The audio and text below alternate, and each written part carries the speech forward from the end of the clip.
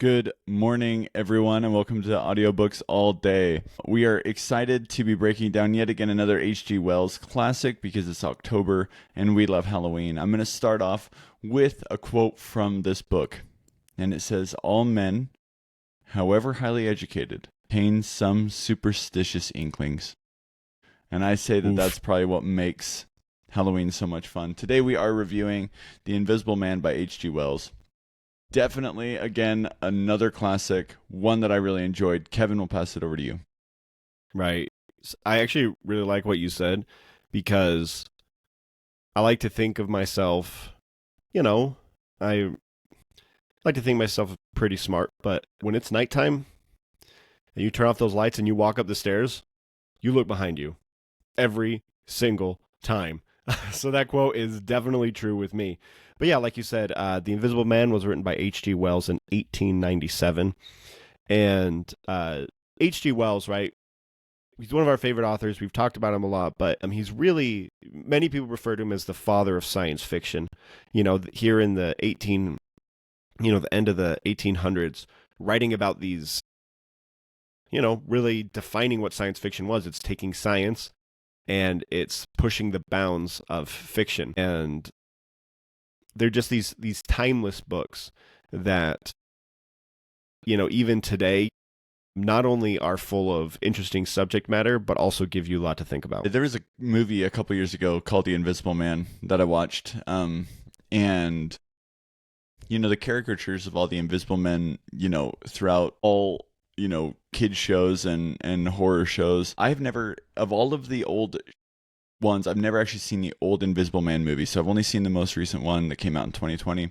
That one was good. I liked the movie, but it was different. So I haven't actually seen the old one, and I don't know if it is accurate, but I loved the actual story of the Invisible Man. It's interesting. H.G. Wells doesn't always name his characters, but in this one, he did.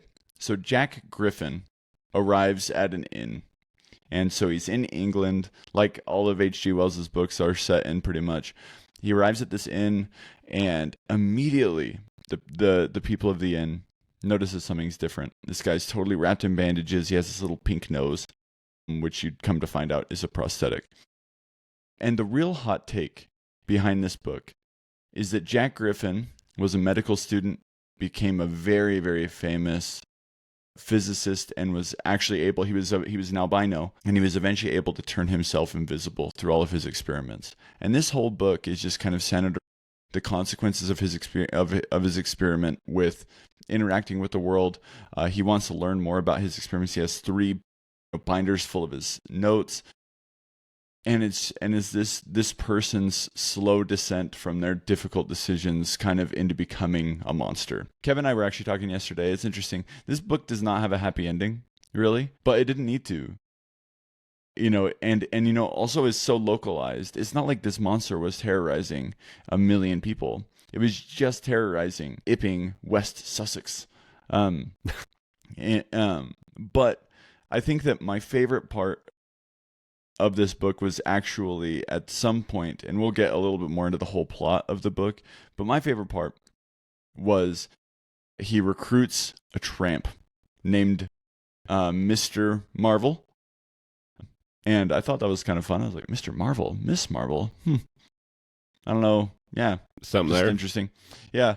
He recruits this tramp, Mr. Marvel. And when he comes up to him, I can't quite remember exactly the word. I didn't write it down or like the phrase. But when Mr. Marvel starts to want to rebel against coming with him, he's like, "You don't have anything. You're not important." And I was just like, it's again this reminder, and we learned this a lot in Animal Farm about how the weak sometimes can be coerced because there's more powerful people have all the leverage on them. And actually, like, Mr. Marvel didn't have anything physical, but he didn't have a personality. He didn't have a will.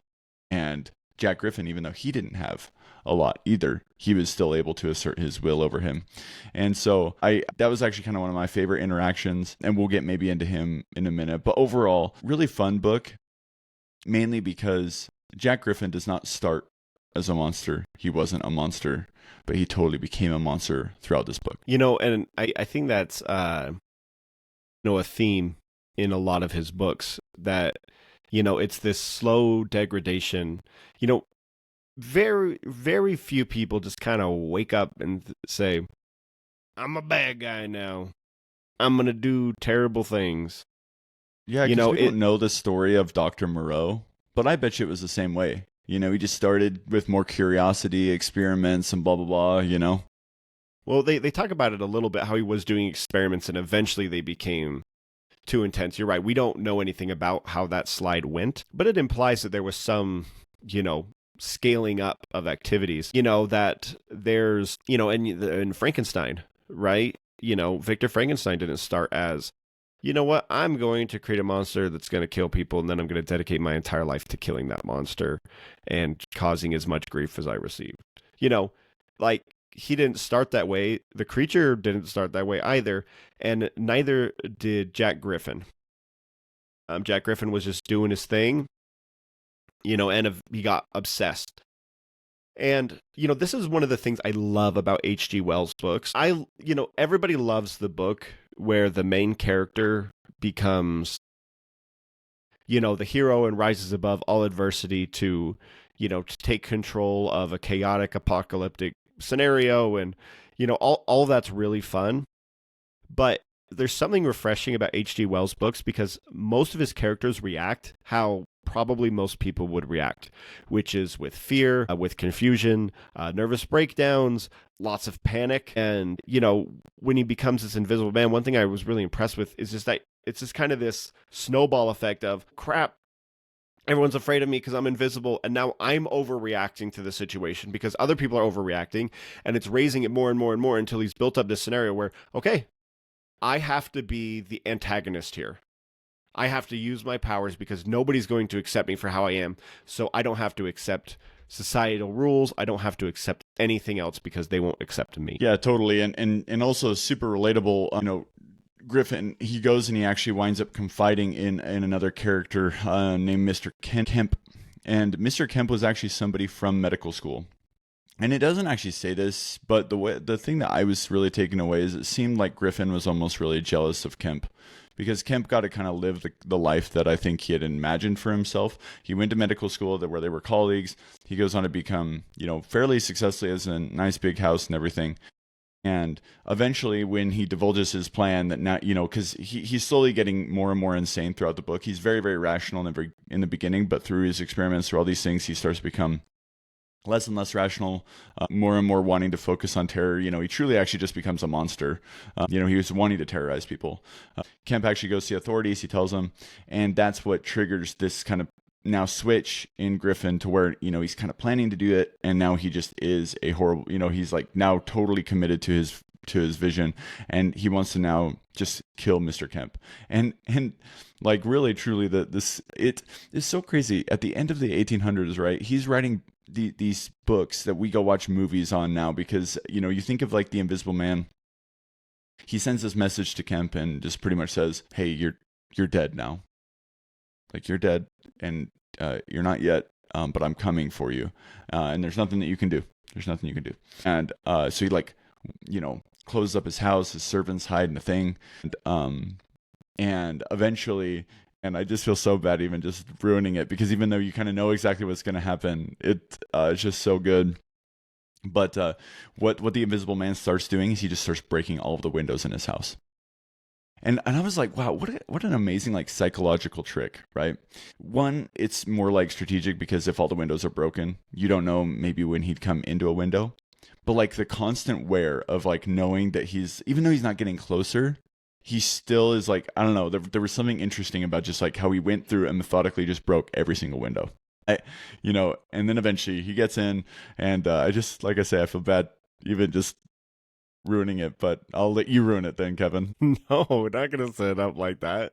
You want to ruin something, you ruin it. But I think that just to kind of like save all of the thrill, something that Kevin and I were talking about yesterday at lunch. By the way, we work together, for those of you who don't know. Not only are we brothers, but we actually work together. We're at the office and we were talking over lunch. And what winds up happening is a group of people finally get their hands on Griffin. They finally like kind of hold him down. They're all kicking him.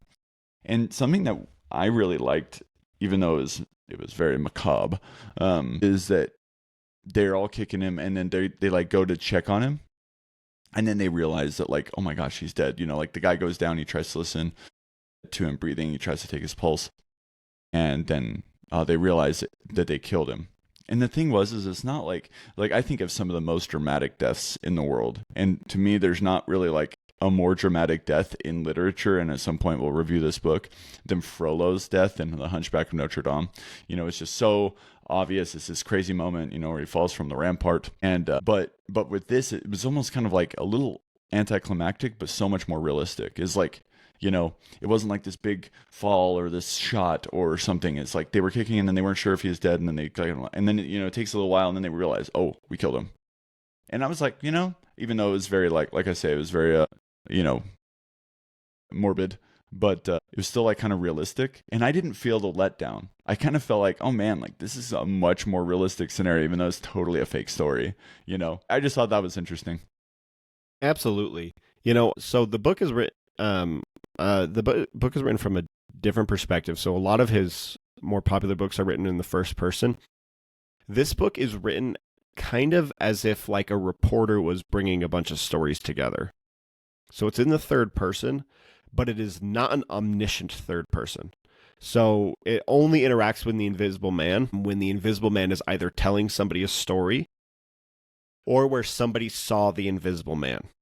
Like he tells Kemp his kind of origin, and but it's always somebody else relating, and not from their first person. But it's like I said, it's like some reporter went around and gathered these stories from the keepers at the inn, Mr. Kemp, the sheriff, the tramp, and took all these stories together and wrote them kind of in a third person, but not omniscient, because there are like times where, you know, when the Invisible Man, before he tries to kill Kemp, so he tries to confide in Kemp, and then Kemp realizes that he's Bonkersville and tries to betray him, and Invisible Man escapes and then says, all right, I'm the new sheriff in town, and I'm going to kill Kemp, and everybody's just watch. Which is kind of a sporting way to do it, I guess. But you don't traditionally think of manslaughter as sporting, but, you know, if you're going to. But anyway, so he's, that during that whole time, it just conjectures what happened. It doesn't actually say, because the narrator's like, I don't know what happened. And I think that's a really cool perspective. But one of the things that it highlights in all of that is his humanity. Not his humanity per se, but the fact that he is human and susceptible. So his skin and his body is invisible, but if he were to put on a shirt, it's visible. And this is what I thought was really weird, is that if he were to eat something, it would be visible until it gets digested. And so much of the story when the Invisible Man is telling is like, hey, we live in England, which is not a particularly warm place, and it's getting on winter, so I need clothes, I need shelter, I need money. He can't carry around money. You know, he can't, if he wants to stay invisible, he can't carry around a weapon, he can't carry around a jacket. And it just talks about how he is so susceptible to the elements and everything going on. And it spends a lot of time in the story talking about that, which is totally how it would actually be. You know, if you were invisible and trying to start a reign of terror, it's kind of difficult in the nude. You know, it's difficult to really terrorize when you're running around buck in 2 feet of snow. And it really highlights that. And I think that the realism of this book, and of H.G. Wells's books in particular, is what makes it so striking. A lot of science fiction now is just pure fantasy. I don't mean that in the genre sense, I mean that in the figurative sense. You know, everything about it is completely fabricated and totally detached.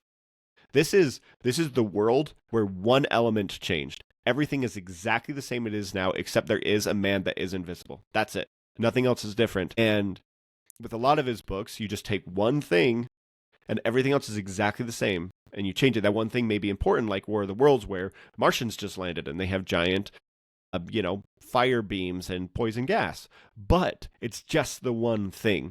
Nobody else has superpowers. Nobody else has special guns to fight them. No system enters. You know, it's just, that's it, and just see what happens. I couldn't agree more. And it's interesting. Yeah, eventually when he does pass away, he does start to become visible. One of the stories that was kind of messed up a little bit was when he was doing his his experiments, and he did them on a cat, and the cat becomes invisible. And I was just saying, like, oh my gosh, what if somebody did something to me and then I became invisible? It'd be kind of weird. Then they talked about like how in the streets it just kept hearing this meow, and yet the cat was never found. Sorry, I shouldn't have laughed at that. That was terrible. No, it is. There was two quotes though that I thought were really, really great that I want to end on. There's not much more that I have to add on this book. So when he's talking, he says this. He says, "Very well," said the voice in a tone of relief. "Then I'm going to throw flints at you until you think differently." Like, it's like, yeah, okay, yeah, just gonna do that. But actually, my favorite quote of all with this, and I had to go back and find it, when he's talking with Kemp, and Kemp says, "I never blame anyone. It's quite out of fashion." Yeah, I loved that quote. I was like, that is beautiful. I love that. So, anyways, I thought that it was a really great book. Again, these horror books are just so much deeper and complex. And the crazy thing is, they're so short. How in the world did I get so much from so little? I think that H.G. Wells is just definitely one of my faves. So